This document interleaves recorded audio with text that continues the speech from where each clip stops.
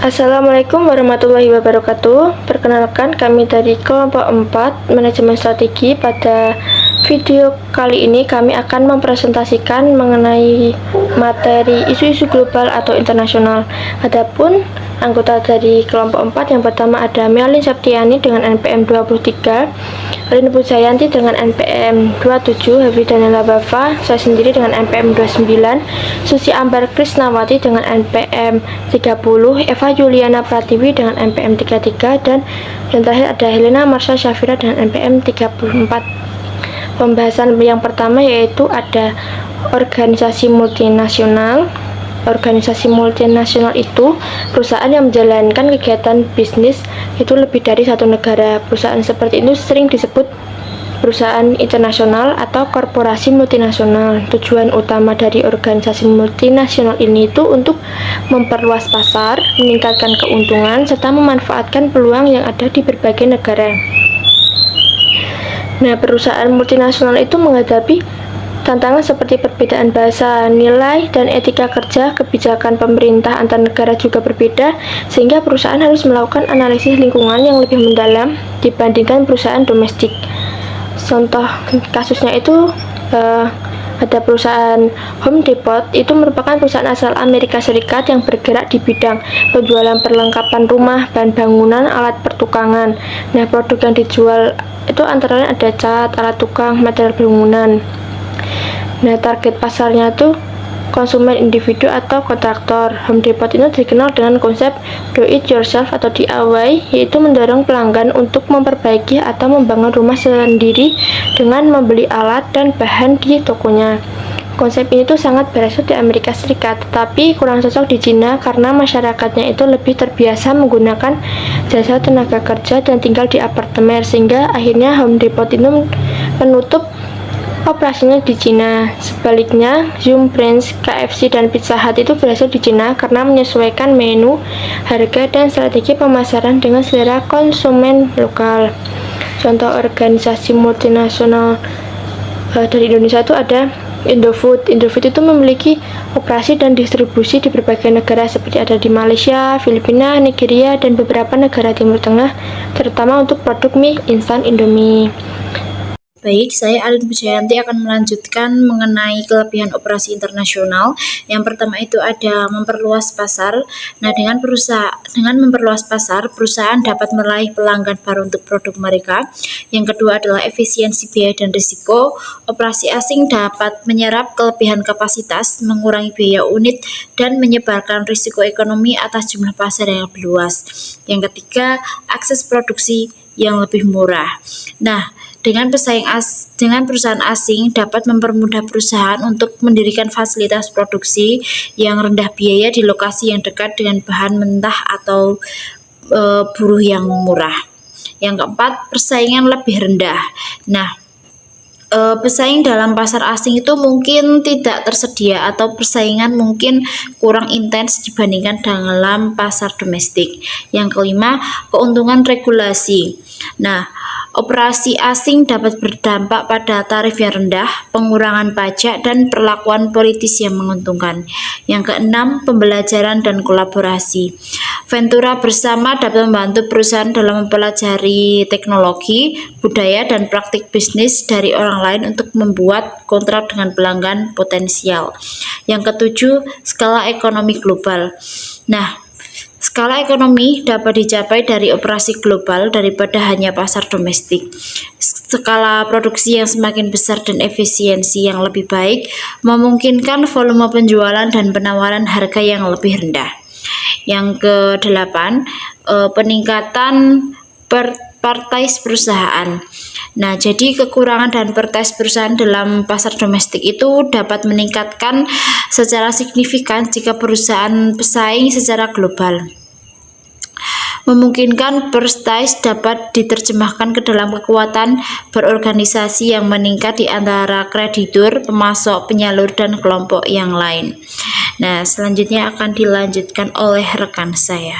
Baik, saya Evaliana Pratiwi dengan NPM 23010100033. Di sini saya akan menjelaskan beberapa kelemahan dari operasi internasional. Yang pertama itu penolakan dari kelompok nasionalis. Di berbagai negara, perusahaan asing itu dapat ditolak karena dianggap merugikan perusahaan lokal. Contohnya, perusahaan Walmart dari Amerika Serikat yang mendirikan perusahaannya di India. Nah, Walmart itu pernah mengalami penolakan karena dianggap dapat mematikan retail kecil milik masyarakat lokal di India. Akibatnya, Walmart harus membatasi operasinya dan menyesuaikan strategi bisnisnya. Nah, hal tersebut dapat menunjukkan bahwa perusahaan asing dapat ditolak karena alasan untuk melindungi perekonomian nasional. Nah, kemudian yang kedua, itu terdapat perbedaan lingkungan bisnis yang sulit dipahami. Setiap negara itu memiliki aturan hukum, sistem politik, budaya kerja, dan kebijakan pemerintah yang berbeda-beda. Hal ini dapat menyulitkan perusahaan dalam menjalankan bisnisnya. Contohnya, Uber. Nah, itu menghadapi banyak masalah hukum karena aturan transportasi di tiap negara itu berbeda-beda.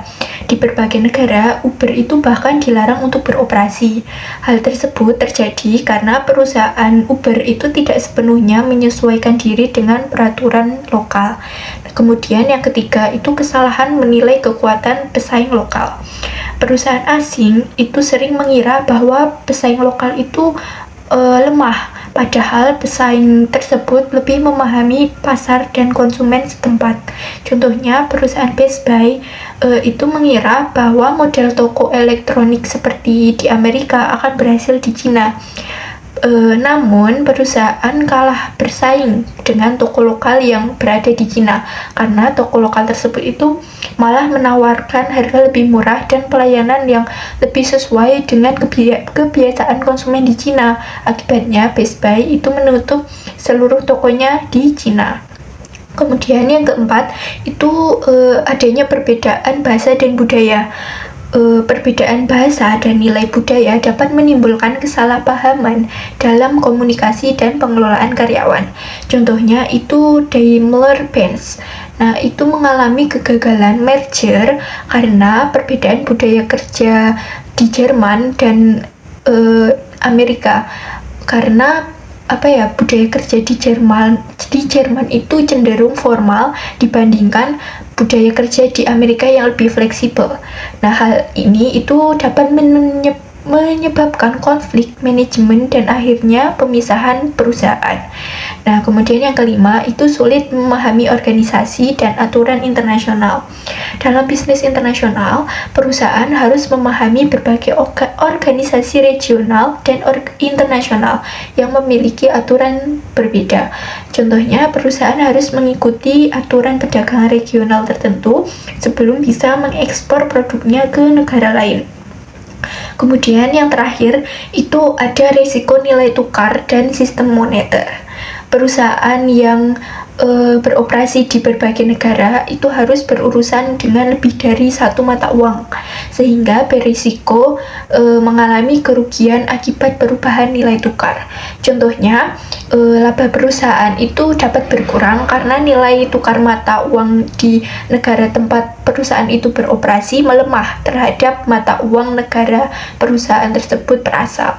Nah, penjelasan selanjutnya akan dijelaskan oleh presenter selanjutnya. Bismillahirrahmanirrahim. Perkenalkan, saya Melani Septiani, NPM 2301010023, izin melanjutkan. Nah, di sini saya akan menjelaskan mengenai tantangan global. Jadi, di persaingan internasional dalam era global saat ini, persaingan internasional itu menjadi kondisi yang tidak dapat dihindari oleh perusahaan, baik yang beroperasi di luar domestik maupun di global itu sendiri. Nah, keterbukaan pasar dan kemajuan teknologi memungkinkan perusahaan asing itu tuh dengan mudah memasuki suatu pasar. Jadi perusahaan yang sebelumnya hanya bersaing dengan pelaku lokal, kini juga harus menghadapi kompetitor dari berbagai negara dengan kualitas, harga, dan inovasi yang beragam. Nah, kondisi persaingan internasional yang tidak dapat dihindari oleh perusahaan itu memaksa sebuah perusahaan untuk terus meningkatkan efisiensi, kualitas produk, serta strategi pemasaran agar perusahaan tersebut itu mampu bertahan dan bersaing. Kemudian, perubahan pasar global itu tuh juga terjadi dengan sangat cepat seiring dengan dinamika selera konsumen, tren, dan fluktuasi harga. Jadi konsumen saat ini tuh lebih kritis dan mudah berpindah pilihan karena akses informasi yang luas itu melalui teknologi digital. Nah, perubahan tren gaya hidup seperti meningkatnya kesadaran terhadap produk ramah lingkungan itu misalnya. Terus itu tuh turut mempengaruhi permintaan pasar. Contohnya, industri fashion yang mengalami perubahan tren yang cepat, di mana model pakaian yang populer saat ini tuh dapat dengan mudah tergantikan dalam waktu singkat. Seperti yang kita ketahui ya, di Januari itu misal yang lagi ngetren itu baju apa di bulan Februari itu udah ganti. Nah, secepat itu gitu loh. Jadi perusahaan yang tidak mampu membaca dan menyesuaikan diri dengan perusahaan ini itu bisa beresiko kehilangan pangsa pasar. Kemudian pasar tenaga kerja juga bersifat internasional dengan keunggulan tiap negara. Nah, globalisasi ini tuh menjadikan pasar tenaga kerja bersifat internasional, di mana perusahaan-perusahaan itu dapat merekrut tenaga kerja dari berbagai negara sesuai dengan kebutuhan dan keunggulan yang dimiliki masing-masing negara. Misalnya negara-negara Asia Timur itu lebih terampil dan dengan memiliki tenaga kerja padat karya dengan biaya relatif murah. Sementara di Jerman itu dikenal dengan tenaga kerja yang terampil dan teknologi yang tinggi. Contohnya, banyak perusahaan multinasional itu tuh dikenal dengan memindahkan fasilitas produksinya itu ke negara berkembang untuk menekan biaya produksi. Sementara pusat penelitian dan pengembangannya itu tetap berada di negara maju.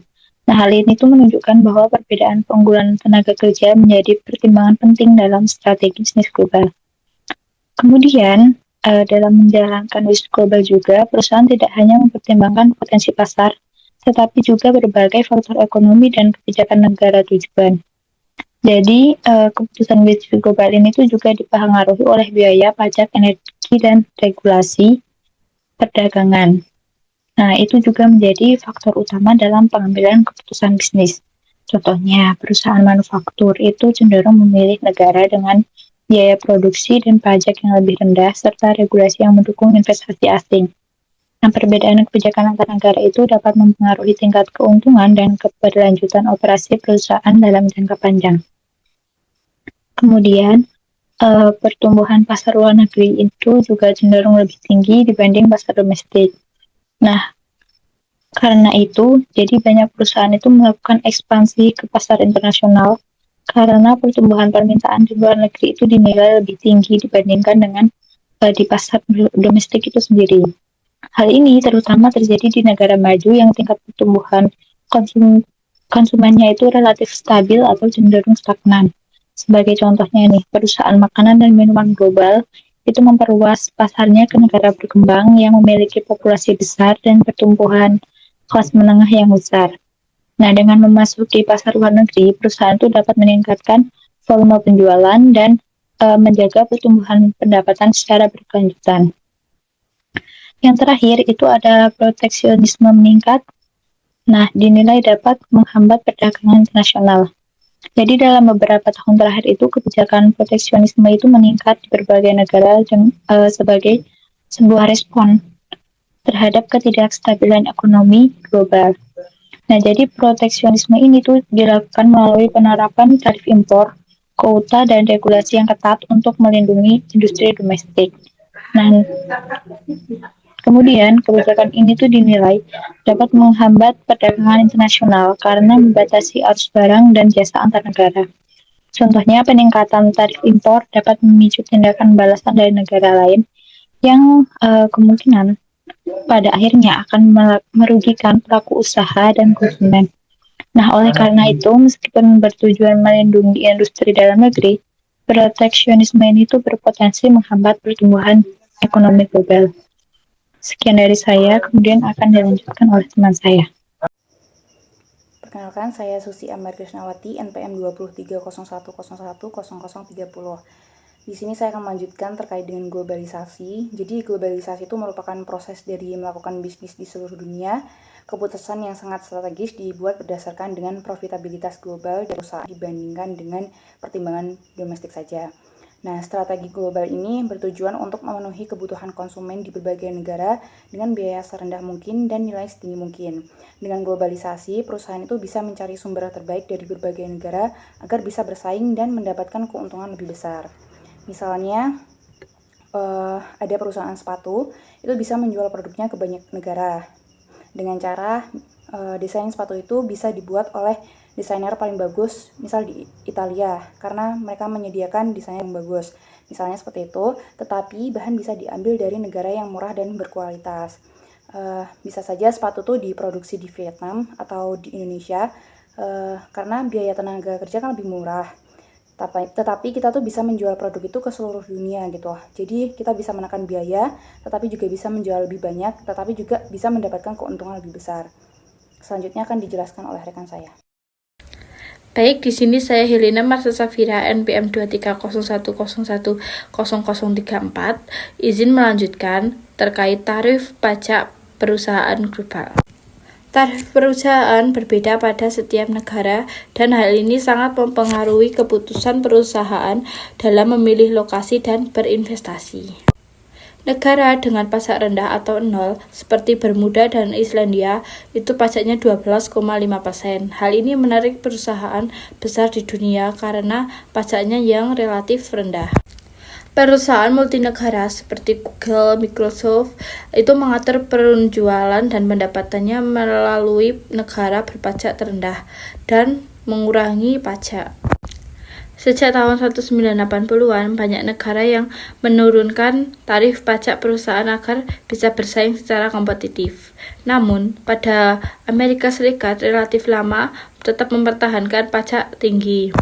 Pajak perusahaan yang tinggi itu mendorong perusahaan menyimpan kas di luar negara dan memindahkan kantor pusatnya ke negara yang lebih rendah pajaknya.